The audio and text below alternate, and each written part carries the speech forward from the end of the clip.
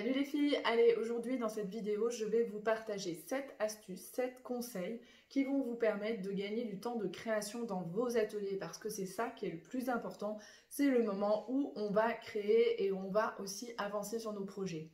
Alors, justement, le conseil numéro 1, vous animez un atelier projet, vous avez un projet précis à faire aux personnes, eh bien, listez-leur les découpes préalables. Donc, vous leur envoyez avant l'atelier, laissez-leur peut-être une dizaine de jours au moins pour qu'elles aient le temps de le faire tranquillement à la maison. Voilà, tout ce qui est découpe droite, eh bien, c'est pas le plus intéressant quand on sait faire, eh bien, autant le faire avant pour se concentrer sur la technique et les choses les plus essentielles de l'atelier. Conseil numéro 2. Parfois, quand on anime un atelier pour tout un groupe, eh bien, on n'a qu'un seul outil pour tout le groupe, on n'a qu'une seule perforatrice, on n'a qu'une seule Big Shot, ou etc. Donc, ce que je peux vous conseiller, c'est de mixer plusieurs actions en même temps, donc de commencer d'un côté de la table en faisant passer la perfo, l'unique perfo pour qu'elles le fassent chacune à leur tour et que ça tourne dans un sens, et en même temps, dans l'autre sens de circulation de l'atelier, eh bien, je fais passer un autre outil, ça peut être une autre perfo dont elles ont besoin, voilà, ou un encreur, ou voilà, autre chose, et ça va se rejoindre au milieu, et ça va tourner, comme ça, elles attendent beaucoup moins. Voilà, donc en fait, on en fait un petit peu à la chaîne quand c'est comme ça.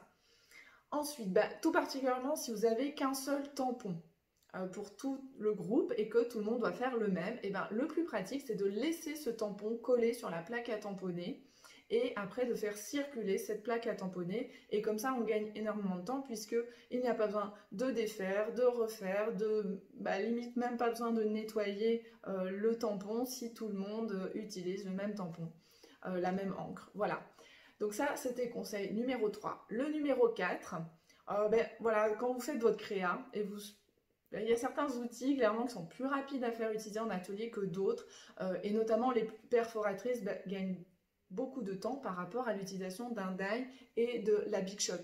Donc si vous savez que vous avez un grand groupe, et voilà, préférez la perfo, utilisez-la davantage qu'un die.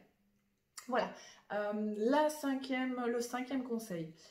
Mais parfois aussi, on n'a pas le temps de donner des découpes avant à faire aux personnes parce que des fois on ne les connaît pas, on ne les a pas vues, notamment si c'est un atelier sur un salon, ou voilà, on ne sait pas, ou un atelier découverte, on ne peut pas savoir. Bon, et alors à ce moment-là, mais c'est à vous de faire des pré-découpages, ça gagne énormément de temps. Évidemment, il faut leur laisser le temps il faut qu'elles fassent des choses pendant l'atelier, mais vous pouvez avancer certaines actions. Voilà, encore une fois, si vous n'avez pas les outils nécessaires pour chaque personne individuellement, ça vaut le coup de le faire. Le conseil numéro 6, si vous avez des dies, vous devez utiliser une matrice de découpe dans votre création, utilisez de préférence la sidekick plutôt que la Big Shot. Et c'est clair que ça mouline vachement plus vite. Voilà, le temps de découpe est vraiment écourté, donc ça vaut vraiment le coup de travailler avec cette petite machine-là. Et puis, le dernier conseil, le numéro 7, c'est pas le moindre, je vous invite à travailler avec des mini-tutos. Quand on a un atelier, on doit dire, voilà, vous devez couper un papier de 8 par 10, et alors vous verrez, vous le répétez toujours 3-4 fois. Si vous l'avez écrit sur un mini-tuto, c'est peut-être juste une petite feuille, un petit encart que vous avez imprimé, que vous laissez vous poser sur la table devant chaque personne, vous allez gagner un temps monstre. Si vous n'avez pas la possibilité d'imprimer, alors alternative, vous mettez des post-it à chaque personne ou un papier de brouillon, un petit carnet de notes, où vous les invitez à venir un carnet de notes et elles notent au fur et à mesure les mesures que vous avez données, et comme ça, ça va vous éviter de répéter les mêmes mesures et que voilà, ça n'avance pas bien sinon.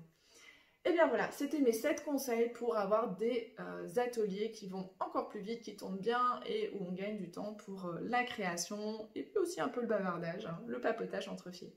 Allez, ciao ciao!